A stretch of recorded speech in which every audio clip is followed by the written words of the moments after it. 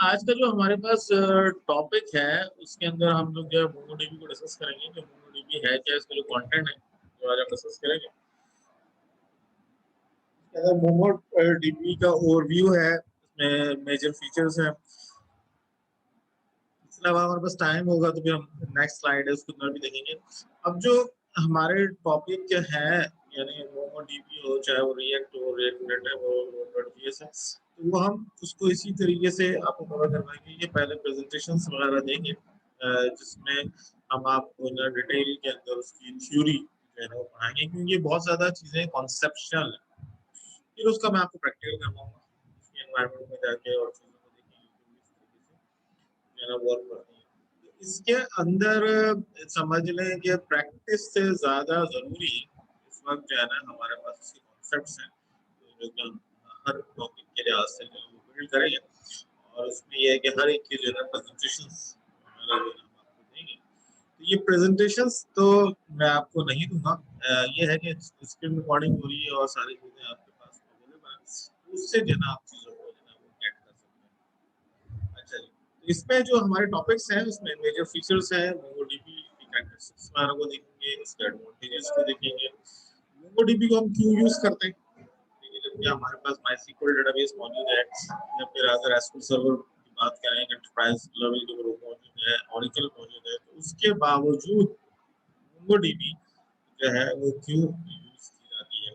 Even ये है कि अगर हम इसको देखें ना, माइक्रोसॉफ्ट ने भी विजुअल स्टूडियो 2019 के अंदर जो है आपको रेस्टफुल एपीआई का कॉन्सेप्ट दिया है, जो कि हमारे पास मोबाइल ऐप्स के लिए वो यूज कर रहा है, या फिर उसने अब रिएक्ट को भी सपोर्ट करना शुरू कर दिया, तो वहां पर भी वो मोंगोडीबी ही डेटाबेस को जो है वो यूज कर रहा है। यानी इतनी पावरफुल है कि माइक्रोसॉफ्ट जैसी एप्लीकेशन जो है ना वो भी मोंगोडीबी को यूज कर रही है। अच्छा, मोंगोडीबी को हम किस तरीके से कंपेयर करेंगे, जैसे हमारे कॉन्सेप्ट्स जो है वो अभी अगर हम देखें तो माइस्क्ल क्या है, जिसके अंदर हमने ये देखा है कि डेटाबेस क्या होती है, फिर इसके अलावा टेबल्स क्या होते हैं, प्राइमरी की क्या होती है, फॉरेन की क्या होती है, रिलेशंस क्या होती हैं, और इसके अलावा हम रॉस के हमारे पास कॉन्सेप्ट्स हैं, कॉलम की कॉन्सेप्ट्स हैं। तो वही वाली बात है कि जो इससे पहले हमने चीज़ें कवर की हैं वो इसी वजह से कवर की हैं कि उसका रेफरेंस जो है वो यहाँ पर हम दे सकें। तो उसकी कंपैरिजन के ऊपर हम देखेंगे कि कौन सी चीज़ यहाँ पर क्या कहलाती है, और उसके आगे जैसे हमने जो चीज़ें वहाँ समझी हुई है उसको यहाँ पर हम कंपेयर करेंगे। अच्छा, उसके बाद जो है इसके अंदर हम ये देखेंगे कि यहाँ पर डॉक्यूमेंट ओरिएंटेड स्टोरेज का जो बेसिक का मॉडल है वो किस तरीके से वर्क करता है, और वो किस तरीके से हमारे पास जो है हेल्पफुल है। तो ये सारे हमारे पास टॉपिक्स हैं।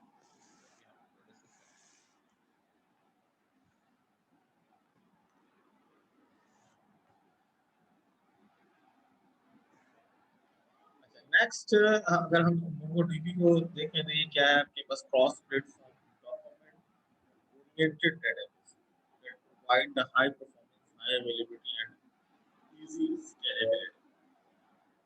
देखिए, इसके अंदर जो सबसे बड़ा चैलेंज है इस वक्त हमारे पास किसी भी एप्लीकेशन डेवलपमेंट का, वो है क्रॉस प्लेटफॉर्म।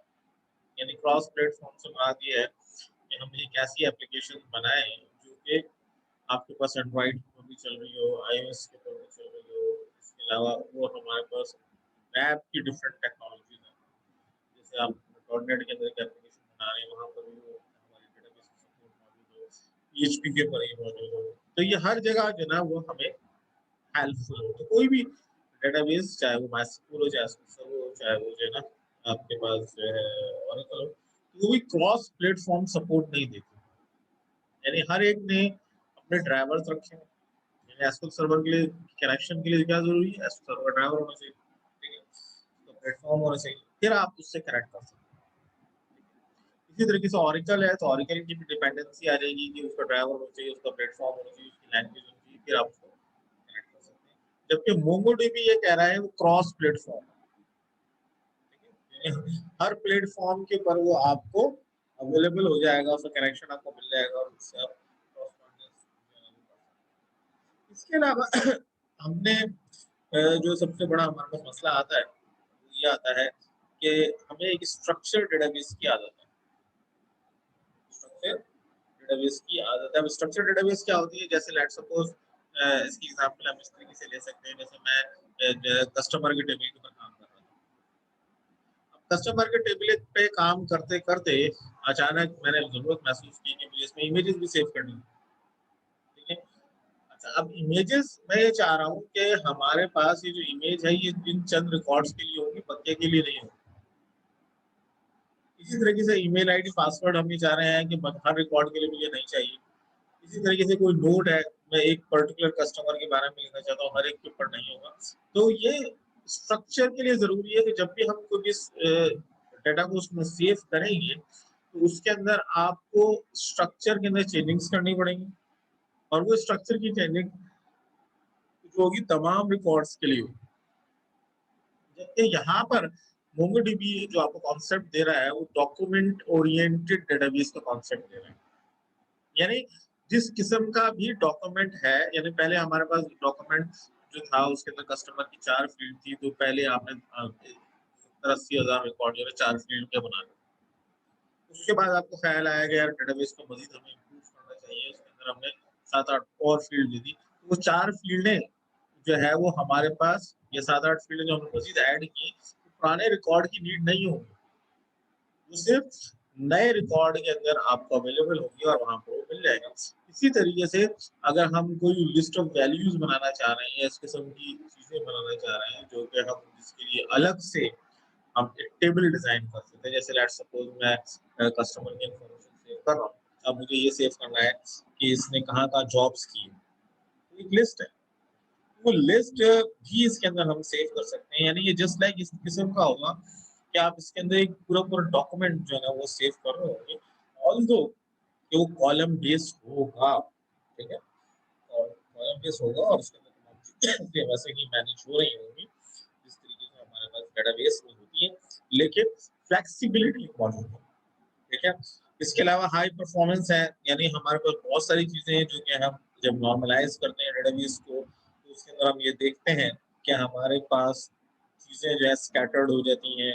जैसे हम कंट्री और सिटी की इंफॉर्मेशन को देखें तो कंट्री और सिटी की इंफॉर्मेशन हमने एक साथ नहीं रखी थी। उसका मेन रीजन ये था कि उसके अंदर बहुत सारे हमारे पास वल्नरेबिलिटीज जो है ना बन जाती हैं, जैसे इंसर्शन ऑपरेशन डिलीशन वगैरह की हमारे प्रीवियस लेक्चर्स में नॉर्मलाइजेशन वगैरह मैंने कवर करवाया था उसके अंदर।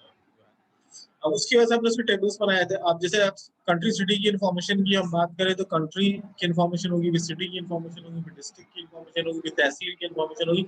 ये इन्फॉर्मेशन अलग अलग टेबल में पड़ेगी, जिसको आप गेट करना चाहें तो उसकी परफॉर्मेंस के इश्यूज आएंगे।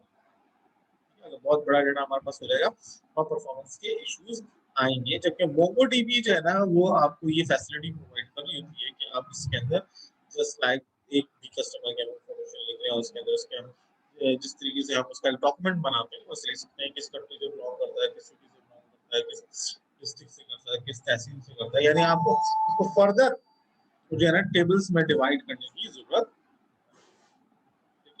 अच्छा, मोंगोडीबी जो है वर्क कर रहा है concepts of collections and documents के ऊपर जो है ना ये वर्क कर रहा है। यानी इसके अंदर हम कलेक्शंस बनाते हैं और डॉक्यूमेंट्स जो है ना वो स्टोर करते हैं। अच्छा, अब इसके बाद अगर हम मजीद इसके अंदर चीजें देखें तो MongoDB being hugely popular NoSQL database, मतलब यहाँ पर इससे पहले भी जो हमारे लेक्चर्स में है उसके अंदर मैंने आपको बताया है। अब देखिए यहाँ पर वही वाली बात है कि हम ये सीक्वेंस के अंदर लेके चल रहे हैं, तो मैं आपको ये बता सकता हूँ कि NoSQL क्या है। NoSQL हमने एमवीसी के अंदर डिस्कस किया था, जिसके अंदर हमने ये देखा था कि हम किस तरीके से विदाउट एसक्यूएल क्वेरीज यानी इंसर्ट अपडेट डिलीट सेलेक्ट के बजाय हम NoSQL को यूज किया था और उसे हमने रिकॉर्ड्स को इंसर्ट भी किया था, अपडेट भी किया था, डिलीट भी किया था और उसके अलावा सर्च भी किया था। तो ये हम ज्यादातर जो यूज कर रहे हैं NoSQL डेटाबेसेस के अंदर, वो चाहे कोई भी हो, चाहे हम रिएक्ट यूज कर रहे हैं या फिर रिएक्ट नेटिव यूज कर लें या आपके पास जो है Node.js को यूज कर लें, तो वहां पर ये हमारे पास बहुत पॉपुलर है NoSQL डेटाबेस। तो यहाँ तक चीजें आप लोगों को क्लियर है? आप बात नहीं बताओ।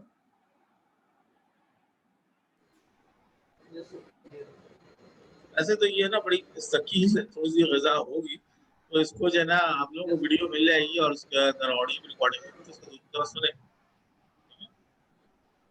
आयशा, आयशा आपने हमें अभी ज्वाइन किया है, आवाज आ रही है आपको? जी सर। अच्छा, थोड़ा सा नया टॉपिक है तो लोगों को बता चुका, मैं आपको थोड़ा सा बता देता हूँ। आज का जो टॉपिक है वो हमारे पास मोंगोडीबी है। अब इसके अंदर ये होगा कि आप हम जितनी भी चीजें आप पढ़ेंगे उसमें हम आपको एक ऑडियो वीडियो दे रहे हैं, साथ में जो है प्रेजेंटेशन के थ्रू जो है चीजें समझाएंगे कि क्योंकि अब चीजें जो है ना ज्यादातर कॉन्सेप्चुअल है। तो ओवरऑल ये हमारी अब स्ट्रैटेजी रहेगी ट्रेनिंग की, इसके अंदर चाहे वो हम Node.js पढ़ें या रिएक्ट पढ़ें या रिलेटिव पढ़ें, तो हर एक की मैंने प्रेजेंटेशंस बनाई हुई है और एक से ज्यादा प्रेजेंटेशंस हैं। तो ये आज के हमारे टॉपिक्स हैं। तो थोड़ा सा भी हमने देखा था कि मोंगोडीबी क्या है और किस तरीके से वर्क करती है। तो अभी हमने कुछ करवाया नहीं, जस्ट थ्योरी आपको समझा रहे हैं। तो बच्चा ये है कि अभी जो क्लास निकल गई है, हमने लेट ज्वाइन किया, तो थोड़ा सा उसकी वीडियो में देख लीजिएगा। मैं ओवरव्यू आपके थोड़ा सा बता देता हूँ कि मोंगोडीबी जो है हमारे पास नो सीक्वल डेटाबेस है, तो जिसको हमने जो है एमवीसी के अंदर डिस्कस किया था। एमवीसी के अंदर without select insert update delete हम किस तरीके से वर्क कर सकते हैं। ठीक है, तो ये बड़ा इंपॉर्टेंट है ओके सर। कि नो सीक्वल डेटाबेस क्या होती है। अब इसको नो सीक्वल को समझने के लिए आपको एमवीसी थोड़ा सा देखना पड़ेगा, कि अगर आपने एमवीसी नहीं देखा, क्योंकि ये पूरा कोर्स जो है ना वो इसी के ऊपर चल रहा है। ये प्री रिक्विजिट्स जो हम कवर करते जा रहे थे उसके लिए से हम आगे बढ़ रहे हैं। अच्छा, इसको हम कहाँ पर ज्यादातर यूज कर रहे हैं? हम उस जगह पर ज्यादातर यूज कर रहे हैं जहां पर हमें डॉक्यूमेंट्स को सेव करना है, या डीनॉर्मलाइज डेटाबेस के ऊपर हम बात कर रहे हैं, या फिर हमारा परफॉर्मेंस के इश्यूज हैं और हम ये चाहते हैं कि हमारे पास डाटा जो है वो फौरन गेट हो। ठीक है, तो ये तो इसके यूजेज हो गए। अब हम जो यहाँ यूज करेंगे, अच्छा ये सबसे जो इम्पोर्टेंट इसका यूजेज है वो क्रॉस प्लेटफॉर्म।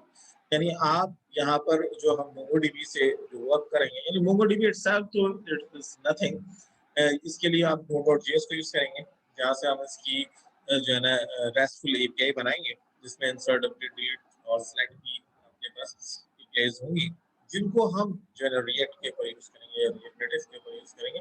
तो मोंगोडीबी जो है वो क्रॉस प्लेटफॉर्म है, यानी हम यहाँ पर जो डेटाबेस है वो आपके पास अवेलेबल होगी आपके पास मुख्तलिफ प्लेटफॉर्म्स के ऊपर। जैसे अभी हमने शुरू में डिस्कस किया कि आप विजुअल स्टूडियो 2019-20 को सपोर्ट कर रहा है, और उसके अंदर भी वो रेस्टफुल एपीआई बनाने की प्रोविजन दे रहे हैं।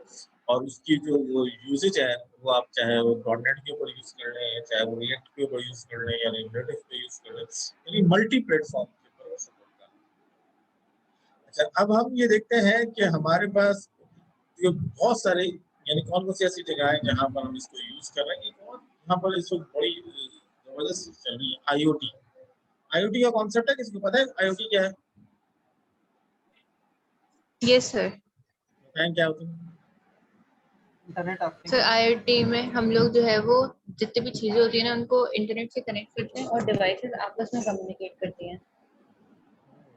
और कोई बताएगा भाई आईओटी क्या है?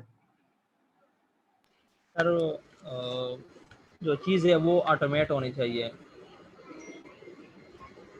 जो डिवाइस हम यूज़ करें ना सर, वो उसको हम एज ए सेंसर के थ्रू हम किसी और चीज़ के थ्रू हम उसे कनेक्ट कर रहे हैं कि हम कोई काम ना करें हमारे बगैर मशीन काम करे। सही, नहीं सर कुछ बता रहे हैं। Yes, controlling by internet. देखिए, इंटरनेट तो बहुत आगे की कहानी है। हम दरअसल यहाँ पर यूज करते हैं मुख्तलिफ किस्म के सेंसर्स को। ठीक है, आईओटी के अंदर आप इसके अंदर जो समझ लिया रास्पबेरी पाई का नाम आता है। रास्पबेरी पाई क्या है? रास्पबेरी पाई बेसिकली एक कंपनी है जो कि आपको डिफरेंट किस्म के सेंसर्स बनाने के लिए, मोशन सेंसर है, वॉइस सेंसर है, ये इस किस्म की सेंसर्स आपको बनाकर दे रही होगी। जैसे मैं ये चाहूँ कि मुझे इस किस्म की एप्लीकेशन बनानी है जिसके अंदर मैं स्विच ऑन दी लाइट करूँ तो वो लाइट खुल जाए, स्विच ऑफ दी लाइट करूँ लाइट बंद हो जाए, स्विच ऑन दी एसी बोलूँ तो आज से ऐड भी आ रहा है ना, तो जैसे मेरे साथ क्रिस गेल है कौन, उसका ऐड में आ रहा है। वो ये आईओटी इसमें क्या कर रही है? ये तो सेंसर्स की कंपनी है जो रास्पबेरी पाई आपको प्रोवाइड कर रही है। आईटी उस डाटा को गेट कर रहे हैं जो सेंसर्स के थ्रू आ रहा है। ठीक है, और फिर हम उसको ट्रांसफॉर्म कर सकते हैं, यानी जो डाटा मेरे पास आएगा वाया आईओटी बाय सेंसर, उसको हम ट्रांसफॉर्म करके एप्लीकेशंस के ऊपर शो करना है, चाहे वो आपके वेब एप्लीकेशन हो, चाहे आपके मोबाइल एप्लीकेशन हो, उसको ग्राफिकल प्रेजेंटेशन हमें शो करनी है। तो यहाँ पर हम मोंगोडीबी को यूज कर रहे हैं, यानी वो जो डाटा है वो आपके पास IoT की मदद से आपको जेसन फॉर्म के अंदर मिलता है, और उसको फिर हम डिफरेंट प्लेटफॉर्म्स के ऊपर शो कर सकते हैं। जैसे हमने इससे पहले हमने ये देखा कि मोंगोडीबी जो क्रॉस प्लेटफॉर्म, फिर उसकी कनेक्टिविटी जो है वो ऑब्वियसली जो है ना वो हम उसके थ्रू देखेंगे, node.js के थ्रू सर्वर साइड पर भी एप्लीकेशंस हम बनाएंगे। अब ये भी सर्वर साइड से मुराद कि हम IoT की मदद से किसी ना किसी सीरियल कोड कम्युनिकेशन की तरफ जा रहे होंगे, जहाँ पर डाटा हमारे पास पिक हो रहा है, और उस डाटा को फिर हम किस तरीके से ट्रांसफॉर्म करेंगे, तो ये बड़ी ह्यूज आपके पास डेवलपमेंट है। तो उसके अंदर जैसे हमने पहले डिस्कस किया था, ये अनस्ट्रक्चर्ड डेटाबेस है ना, यानी किसी भी किस्म का डाटा आ रहा हो तो वो आपके लिए यूजफुल है, आप उसको जो है ना ट्रांसफॉर्म कर सकते हैं, उससे अपनी मर्जी की इन्फॉर्मेशन निकाल सकते हैं, क्योंकि ये ज्यादातर जो डाटा है हमारे पास वो जेसन फॉर्म के अंदर मिल रहा होता है। अभी हम डिस्कस करेंगे कि हमारे पास जेसन क्या है, सब चीजें क्या है। मोबाइल एप्लीकेशन ऑब्वियसली मोंगोडीबी जो है ना वो मोबाइल एप्लीकेशन डेवलपमेंट की तरफ हम वर्क करेंगे थ्रू node.js। अच्छा, ये सब चीजें ना, चाहे वो मोंगोडीबी हो, चाहे वो node.js हो, चाहे वो रिएक्ट हो या रिएक्ट नेटिव हो, ये सब चीजें मिलके चलती हैं। अभी हम जैसे डिस्कस करेंगे मोंगोडीबी डेटाबेस को, तो खाली सिर्फ मोंगोडीबी कुछ नहीं है, नथिंग है। उसके साथ फिर हम node.js यूज करेंगे, फिर उसकी प्लेटफॉर्म्स के लिए रिएक्ट या रिएक्ट नेटिव को यूज करेंगे, तो सब चीजें मिलकर वर्क कर रही है। ठीक है। अच्छा, अब इसके अंदर बहुत सारी चीजें हैं जिनको हम यूज कर सकते हैं। अच्छा, एक और भी कॉन्सेप्ट है इसके अंदर, कि हम जब मोंगोडीबी की बात करते हैं या उसकी एप्लीकेशंस की बात कर रहे खड़े होते हैं, तो बहुत सारे लोग ये समझते हैं यार इसे मैं सेल परचेज सिस्टम बना रहा हूँ, ठीक है, या फिर मैं कोई ERP इसके अंदर डिजाइन कर रहा हूँ, या फिर मैं और इस किस्म की कोई एप्लीकेशंस जो है ना, जो कि हमारे पास रिलेशनल डेटाबेस मैनेजमेंट सिस्टम के अंदर बनती है, अगर मैं उन्हीं को इसके ऊपर लेके आना शुरू कर दूं और जनाब मैं कहूँगा जनाब मुझे तो ERP बनानी है, सॉरी मैं गलत प्लेटफॉर्म, ERP बनाने के लिए मोंगोडीबी को यूज नहीं करेंगे हम। जो बात कर रहे हैं यहाँ पर, जैसे यहाँ पर कुछ टॉपिक्स की मैंने लिखे, जैसे कैटलॉग मैनेजमेंट है, कंटेंट मैनेजमेंट है, रियल टाइम एनालिटिक्स है, इस किस्म की एप्लीकेशंस जो है ना वो हम लोग मोबाइल के लिए या वेब के लिए उसको डिजाइन कर रहे होते हैं इन प्लेटफॉर्म्स के ऊपर वाया मोंगोडीबी, तो हमें क्या करना है, हमें सबसे पहले जो सिस्टम एनालिसिस है उसके अंदर हम ये चीज तो डिसाइड करते हैं कि हमारे पास एक एप्लीकेशन जो आ रही है, तो वो हम उसको किसके ऊपर बनाएंगे, ठीक है, क्या उसका प्लेटफॉर्म जो है वो हमारे पास क्या ये होगा कि मोंगोडीबी, नोड.js या रिएक्ट नेटिव की तरफ होगा, या फिर उसका प्लेटफॉर्म सिंपल हमारे पास PHP होगा या फिर MVC होगा। PHP और MVC इस काम के लिए बेस्ट है, अगर मुझे कोई ई-कॉमर्स एप्लीकेशंस बनानी है या मुझे इस तरह की कोई ERP डिजाइन करनी है या कोई और किस्म का काम करना है जिसमें जस्ट हमारा फॉर्म है, जिसमें हमें ऐड अपडेट डिलीट करना है, हमें या फिर सर्चिंग परफॉर्म करनी है या इस किस्म की कोई भी एक्शन परफॉर्म करना है, तो उसके लिए PHP या MVC बेस्ट है। ठीक है, हम जब बात करेंगे ना मोंगोडीबी की, रिएक्ट की और रिएक्ट नेटिव की, तो हम इसकी अलग एप्लीकेशंस हैं वो हमारे साथ डिस्कस भी करते रहेंगे। जैसे अभी मैंने कुछ एप्लीकेशंस के यहाँ पर नाम दिए, जैसे IoT है, मोबाइल एप्लीकेशन है, रियल टाइम एनालिटिक्स है, कैटलॉग है, कंटेंट मैनेजमेंट है, तो इस किस्म की एप्लीकेशंस जो कि अगर एक नॉर्मल डेटाबेस के ऊपर बनाए जाए, जैसे माइस्क्ल के ऊपर, ओरेकल के ऊपर या एसक्यूएल सर्वर के ऊपर, तो बहुत स्लो हो जाती है, उसके अंदर डाटा इतना ज्यादा रिच होता है, तो वहां के लिए फिर हम मोंगोडीबी को और इस प्लेटफॉर्म को इस चीजों को सपोर्ट कर रहे हैं। हाँ भाई, यहाँ तक क्लियर है? Yes sir. ठीक है, आगे चलते हैं। अच्छा, अब कहाँ हम इसको जो है ना वेयर टू यूज कहाँ यूज कर सकते हैं, जैसे big data, content management, mobile and social infrastructure, user data management, data hub, ये सारे इसकी application platform. Sir big data क्या है? देखिए, हम यहाँ पर डाटा साइंस के ऊपर भी काम करते हैं, मोंगोडीबी जो है ना आपको डाटा साइंस को भी सपोर्ट कर रही है। अब डाटा साइंस के अंदर जो हम डाटा को गेट कर रहे होते हैं वो डिफरेंट उसकी डाटा सोर्सेज होती है, ठीक है, उसके अंदर जो सबसे बड़ा हब है वो है बिग डाटा। बिग डाटा आपके पास क्या है, जैसे आपके पास व्हाट्सएप के ऊपर कोई चैटिंग हो रही है, पूरा डाटा है। गूगल पे सर्चिंग हो रही है, पूरा एक डाटा है। यूट्यूब के ऊपर लोग सर्च करके वीडियोस देख रहे हैं, यूट्यूब का अपना एक डाटा है। तो ये कहलाता है बिग डाटा, यानी ऐसा डाटा जिसको हम अपने पास स्टोर नहीं करेंगे कभी। हम क्या करेंगे, उस डाटा से अपनी मर्जी की इंफॉर्मेशन निकालेंगे। इसका नाम है डाटा साइंस।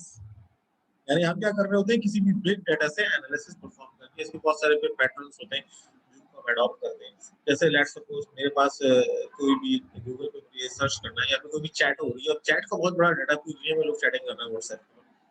मुझे ये चेक करना है कि यार कोई भी इसके अंदर जैसे कोई हैकिंग एक्टिविटी परफॉर्म कर रहा है या फिर कोई दहशतगर्दी कोई काम करना चाह रहा है, उसमें कोई कीवर्ड सिस्टम यूज करता है, तो वो मेरे पास उठ के आ जाए, सेपरेट हो जाए।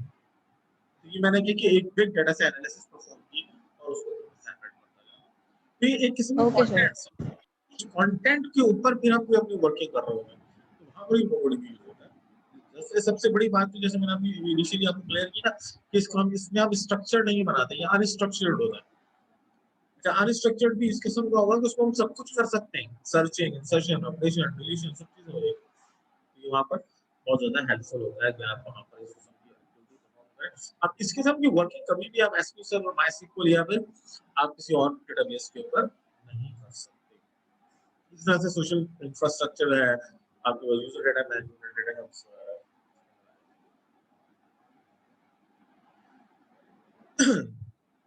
अच्छा, इसके जो मेजर फीचर्स हैं मोंगोडीबी के, जो कि हम ऐसा डिस्कस भी करेंगे, डॉक्यूमेंट बेस्ड मॉडल है। यानी डॉक्यूमेंट बेस्ड मॉडल मैंने अभी इनिशियली डिस्कस किया था कि आपके पास एक डॉक्यूमेंट है जिसके अंदर इनिशियली 4 फील्ड है, फिर इसके अंदर 5 फील्ड हो गए, जैसे कस्टमर का नेम, ईमेल, एड्रेस और ऐसे नोट किया था। आगे चल के मैंने उसका फोन नंबर, सीवीएस नोट कर दी। आगे चल के मैंने उसकी इमेजेस भी स्टोर कर दी। तो ये डॉक्यूमेंट बेस्ड मॉडल है, यानी जो डॉक्यूमेंट मेरे पास आता रहेगा उसको सेव कर देंगे।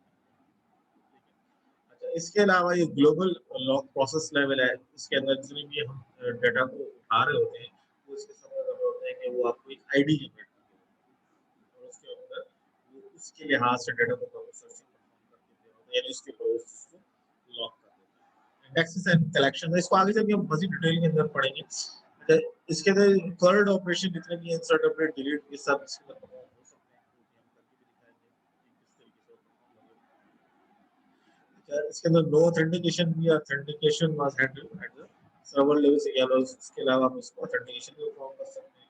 अभी हम देखेंगे भी कि यूजर को किस तरह से परफॉर्म कर सकते हैं।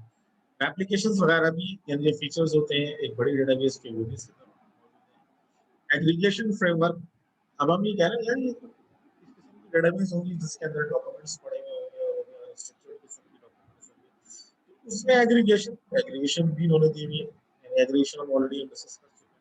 जैसे कंट्री वाइज हमें नंबर ऑफ एम्प्लॉइज मालूम करनी है, सिटी वाइज मालूम करनी है, ठीक है, सारी चीजें इसके अंदर। नेक्स्ट सर्च इसके अंदर मौजूद है, यानी आप सर्चिंग वगैरह परफॉर्म कर सकते हैं। इसको भी हम देखेंगे किस तरीके से अप्लाई हो सकती है।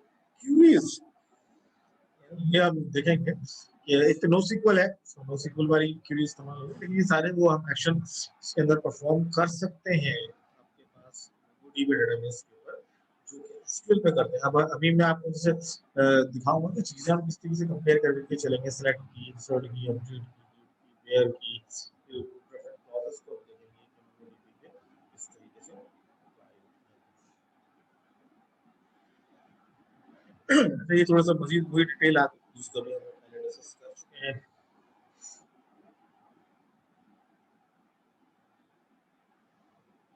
इसका जो एडवांटेज है वो यही है कि एक तो ये स्कीमा लेस है, यानी आपको एक कंप्लीट स्ट्रक्चर इसका नहीं बनाना पड़ता, बल्कि आप एक पूरा पूरा डॉक्यूमेंट इंसर्ट कर देते हैं, चाहे वो एक डॉक्यूमेंट हो, चाहे वो लिस्ट ऑफ डॉक्यूमेंट्स हो, उसको आप यहाँ पर देखते हैं। क्यूरीज वगैरह वैसे ही इसमें परफॉर्म हो सकती हैं जैसे आप इस तरह MySQL या किसी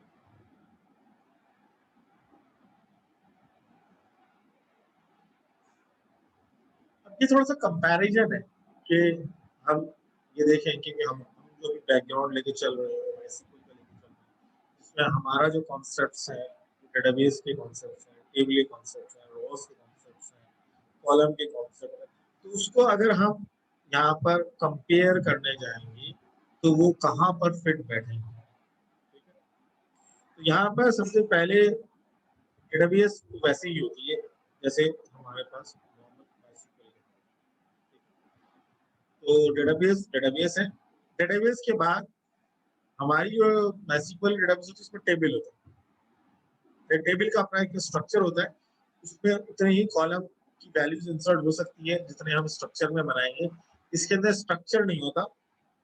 अगर मैंने इनिशियली 4 कॉलम उसमें इंसर्ट किए तो 4 कॉलम इंसर्ट हो जाएंगे, कलेक्शन होता है इसमें। और आगे चल के मैंने इसमें 7 कॉलम इंसर्ट कर दिए तो नेक्स्ट जो कलेक्शन बनेगा वो 7 कॉलम का बन जाएगा। ठीक है, और फिर अगर उसके अंदर मजीद डिटेल भी है जैसे उसकी उसमें लिस्ट ऑफ वैल्यूज बन रही है वो भी इसका कलेक्शन यानी ऑल्टरनेट है यहाँ पर टेबल। फिर इसमें क्या होता है, जैसे हम रॉ के कॉन्सेप्ट से जानते हैं ना कि हमारे पास एक रॉ होती है जिसमें डेटा स्टोर हुआ है। तो यहाँ पर रॉ को हम कहते हैं डॉक्यूमेंट्स। डेटाबेस डेटाबेस होती है, कलेक्शंस टेबल्स होते हैं, डॉक्यूमेंट रॉ होते हैं। अब हर वहां पर रॉ का स्ट्रक्चर सेम होता है, इसमें हर डॉक्यूमेंट का स्ट्रक्चर चेंज हो सकता है। फील्ड जिस तरीके से हमारे पास एसक्यूएल के कॉलम होते हैं तो यहाँ पर कॉलम होते हैं। फिर इसके अलावा इसके अंदर ज्वाइनिंग वगैरह जो है परफॉर्म कर सकते हैं, इससे ज्यादा कलेक्शन जो है ना वहाँ पर इसके अंदर ज्वाइन हो सकते हैं जिस तरीके से आप एसक्यूएल की ज्वाइनिंग को apply करते हैं। ये चीजें क्लियर हो गई भाई डेटाबेस के पॉइंट ऑफ व्यू से?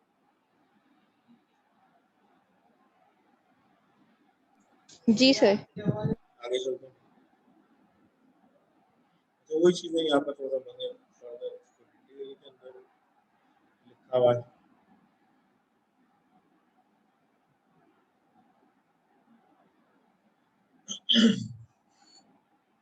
प्राइमरी की भी होती है इसके अंदर। इसके अंदर क्या होता है कि जब भी कोई कलेक्शन सेव करते हैं, डॉक्यूमेंट सेव करते हैं तो उसकी एक आईडी असाइन हो जाती है। उसको एक आईडी असाइन हो जाती है, ये खुद आपको असाइन करके देता है, आपको नहीं करनी होती। और उसका भी अपना एक फॉर्मेट होता है जिसको अभी हम समझेंगे कि उसका फॉर्मेट किस तरीके से। तो प्राइमरी की इसके अंदर होती है, वहां पर हम खुद से बनाते थे, यहाँ बन जाती है।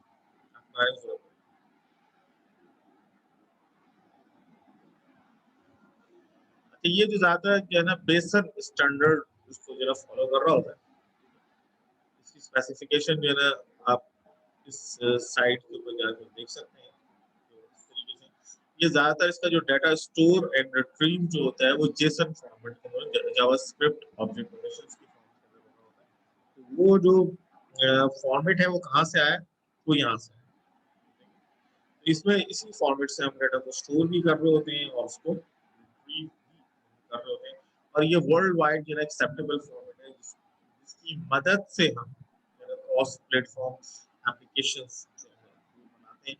अब जेसन फॉर्मेट क्या होता है? सर सर जेसन में तो जे जावास्क्रिप्ट के लिए है ना, और बेसन में ये बी किसको रिप्रेजेंट कर रहा है? ये तो इसका वो है ना, आपके आपके पास जो स्पेसिफिकेशन जहाँ से ये ड्रॉ हुई है कि जेसन का फॉर्मेट किस किस्म का होगा, किस तरीके से वर्क करेगा, उसको ये बेस सकता है। ठीक है, अब जो फॉर्मेट है हमारे पास वो जेसन। ठीक है, फर्दर इसकी डिटेल जो है ना आप यहाँ से इसको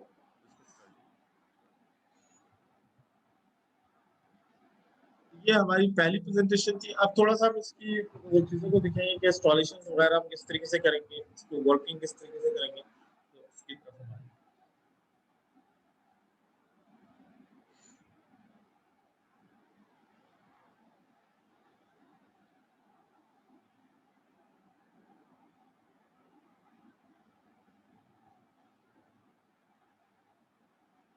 तो अभी हम जैसे हम वैसे तो ये मल्टीपल प्लेटफॉर्म्स के लिए कि हम लिनक्स पे भी यूज़ कर सकते हैं, उसमें विंडोज भी यूज़ कर सकते हैं और डिफरेंट जगहों पे जो है ना हम इसको यूज़ कर सकते हैं। लेकिन हमारा बेसिक कंसर्न जो है वो विंडोज के लिए, तो हम उसी के लिए देखेंगे कि इंस्टॉलेशन वगैरह किस तरीके से करेंगे। फिर उसके बाद कनेक्शन वगैरह किस तरीके से बनाते हैं। फिर इसमें हम देखेंगे कि मोंगोडीबी शेल क्या होता है, उस पर वर्किंग किस तरीके से करते हैं। फिर जस्ट लाइक मैंने जो हमने डिस्कस किया था कि डेटाबेस किस तरीके से बनाएंगे, कलेक्शंस किस तरीके से बनाएंगे, उसमें डॉक्यूमेंट किस तरीके से स्टोर करेंगे, उसको रिट्रीव किस तरीके से करेंगे। फिर उसके बाद हम इसमें देखेंगे इसमें डेटा टाइप्स क्या होती है। जैसे हम एसक्यूएल सर्वर की बात करते हैं, MySQL की बात करते हैं, तो डेटा टाइप्स होती है उसमें डेटा टाइप्स क्या-क्या कौन सी होती है, तो उसको हम यहाँ पर देखेंगे। और उसके अलावा ऑब्जेक्ट आईडी किस तरीके से वर्क करती है, फिर क्यूरी किस तरीके से परफॉर्म करते हैं इसके अंदर, इससे ज़्यादा डॉक्यूमेंट्स आपस में लिंक किस तरीके से होंगे, फिर फाइंडिंग वगैरह देखेंगे, डॉट नोटेशंस क्या होती है। इसी के अंदर हम ये देखेंगे कि सॉर्टिंग किस तरीके से करेंगे, इसमें लिमिट किस तरीके से लगाएंगे, इसका स्किप फंक्शन जो है वो किस तरीके से वर्क कर रहा है, ये सारी चीज़ें। इंस्टॉलेशन के पॉइंट ऑफ व्यू से अगर हम देखें तो अच्छा ये जो चीज़ें ना आप यहाँ से भी डाउनलोड कर सकते हैं। इसके अलावा जो है ना आज में एक ज़िप फॉर्म के अंदर इसका जो इंस्टॉलर है ना, वो मैं आपको दे दूँगा।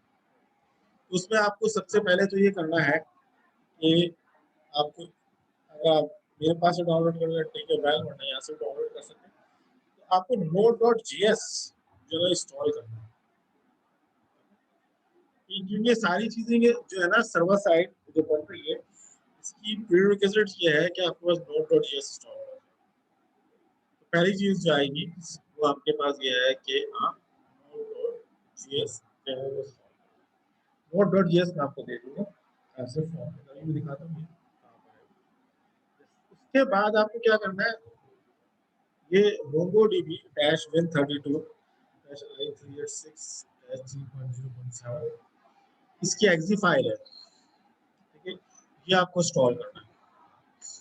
तो अभी जो मैं सेट आपको दूंगा इंस्टॉलर का, ये इंस्टॉलर की एक ही ज़िप बना दूंगा मैं और उसको मैं सर्वर पे अपलोड करूँगा। तो उसको आप अनज़िप करेंगे तो उसमें ये सारी चीज़ें आपको मिलेंगी। यानी स्टेप 1 में आपको node.js करना है, फिर आपको MongoDB इंस्टॉल करना है।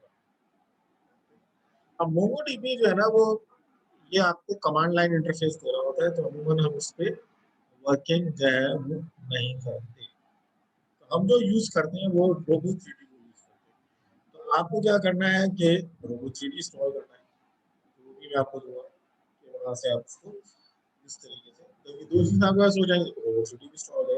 Robo 3D भी ये है कि अगर आप उससे उठाना चाहें इन साइट्स के ऊपर, ठीक है जी? यहाँ तक क्लियर है? Yes sir. Yes sir. जी सर। अच्छा मैं आपको चीज़ें दिखाता हूँ, जो अभी मैं आपको दूँगा।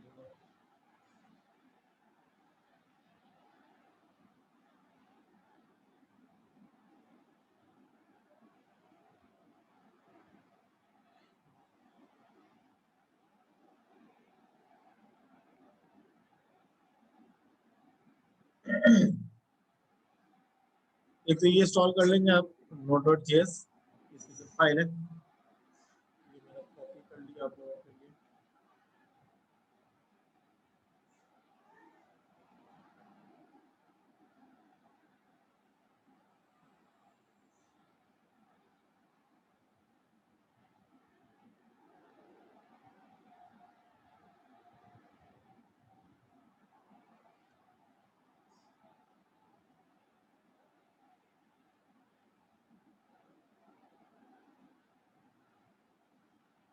सेकंड वन आपको जो करना है इसके अंदर ये node.js हो गया स्टूडियो 3D।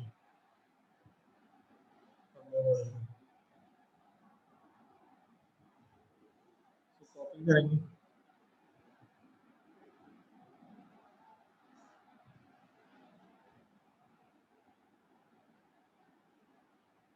तो ये आपको, अब जब आप इसको अनज़िप करेंगे तो इसके अंदर रोबो 3D है। अच्छा स्टूडियो 3D जो है ना वो मैं भी यूज़ नहीं कर रहा, वैसे है तो वो अच्छा, लेकिन वो पेड है, तो कुछ दिनों में एक्सपायर हो जाएगा। हमारा काम जो है ना रोबो 3D से हो जाएगा, तो आप उसी को यूज़ करें। जब आप ये सब चीज़ें कर लेंगे, तो फिर उसके बाद क्या होगा कि आपके पास इस किस्म की एनवायरनमेंट जो है वो आ जाएगी। 3D का ये आइकन आपको नज़र आ रहा हो, नज़र आ रहा है ये आइकन? Yes sir. तो डबल क्लिक करेंगे। मेरे पास तो पहले से कनेक्शन जो है ना वो इसका बना हुआ है, तो मैं इसको सपोज कर देते हैं नया कनेक्शन बना देते हैं, फाइल क्रिएट्स। तो इसके अंदर जो सेटिंग्स मांग रहा होता है वो आप यहाँ पर इसको टाइप दे सकते हैं, कनेक्शन का नेम दे सकते हैं।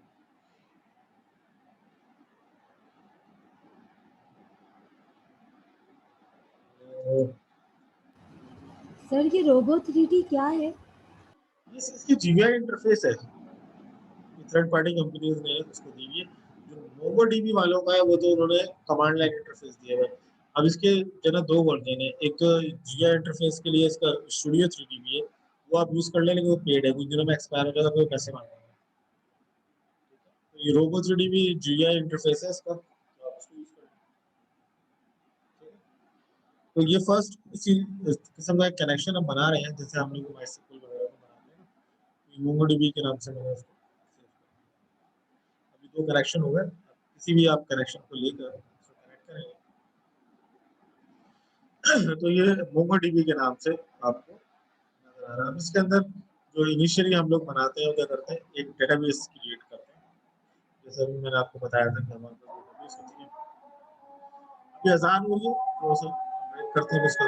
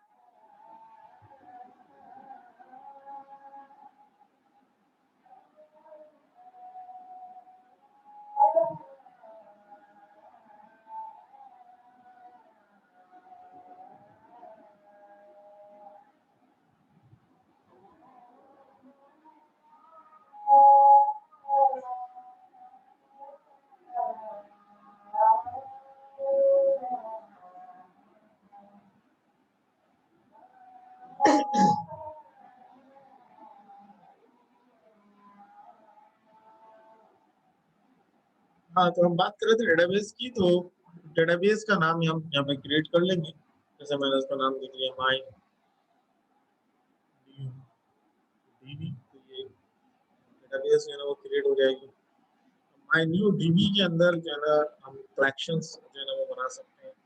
फिर इन कलेक्शंस के अंदर हम डेटा स्टोर कर सकते हैं। कलेक्शन किसे कहते हैं, जस्ट लाइक टेबल। कलेक्शंस हमने कर दिया, जैसे मैंने उसका नाम दे दिया कस्टमर का।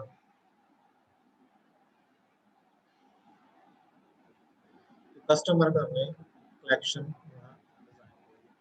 कलेक्शन जो कस्टमर है इसमें रिकॉर्ड इस तरीके से इंसर्ट नहीं होता। लेकिन अभी आपको फुल फॉर्म के अंदर या कुछ जेसन राइट करना होगा, इसमें आप देखेंगे रिकॉर्ड किस तरीके से इंसर्ट होगा, फिर उसको सर्च कैसे करते हैं, फिर वो रिट्रीव कैसे होता है, तो ये सारी चीज़ें फर्दर इसके अंदर देखेंगे। तो आज इसको हम यहीं तक रखते हैं। अभी मैं आपको इसका जो है सेटअप इंस्टॉलर जो है जिसके अंदर बताया कि फाइलिंग आपको दे रहा हूँ, इंस्टॉल कर लेंगे। और इतना जो भी मैंने प्रैक्टिस आपको करवाई है, जस्ट लाइक आपको बस इतना हो जाना चाहिए कि आपके पास डेटाबेस से ना कनेक्ट हो जाए, कनेक्शन बन जाए, उसके अंदर आप एक डेटाबेस क्रिएट कर सकें, इसमें कलेक्शन आप बना सकें और आपके पास इंटरफेस आ जाए। इतना सब लोगों के पास हो जाएगा तो फिर हम इसको आगे चलेंगे। अब इसके अंदर एक मसला ये है कि ये आपको यूज करना पड़ेगा। मैंने यूज कर रहा हूँ, मैं विंडोज 10 के ऊपर यूज कर रहा हूँ। ये एक सीरियस इशू। अब जिनके पास विंडोज 10 नहीं है ना, वहाँ ये इंस्टॉल होता है कि नहीं होता, उसको सब लोग मिलकर के बताएं। अब विंडोज 10 किसके पास नहीं है? सबके पास है। हाँ भाई, जी सर, मेरे पास तो है। ठीक है फिर बकिया लोग ट्राई कर ले। अगर वो ना माने तो फिर उसको नेट पे सर्च करेंगे भाई कैसे इसको इंस्टॉल करेंगे। क्योंकि मैंने जो किया है ना वो विंडोज 10 के ऊपर किया है, विंडोज 8 में नहीं हुआ मुझसे। तो उससे बोलो भी मसला ही करेगा ये। सर हाँ बोले। मेरे पास विंडोज 7 है। कौन सी है? विंडोज 7। ट्राई कर ले। हम वही ना, मैं आपसे कह रहा हूँ कि आप तो थोड़ा सा उसमें मेहनत करें। अगर विंडोज 7 पे किसी तरीके से हो जाता है नेटवर्क पर सर्च करें, क्योंकि मैं अपना एक्सपीरियंस बता रहा हूँ कि जो मैंने किया है ना वो विंडोज 10 के ऊपर किया है। और ये ऑनवर्ड ये मसला आएगा। हम ठीक है रिएक्ट सर, पे भी ट्राई काम कर। करेंगे, उसमें भी मसला है। नोट.js पे भी आएगा। जब नोट.js इंस्टॉल नहीं होगा तो नोट.js पे काम कैसे करेंगे?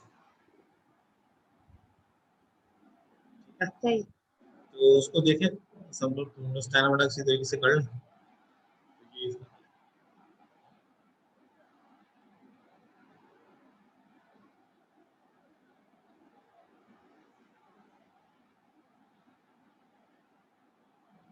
I have no।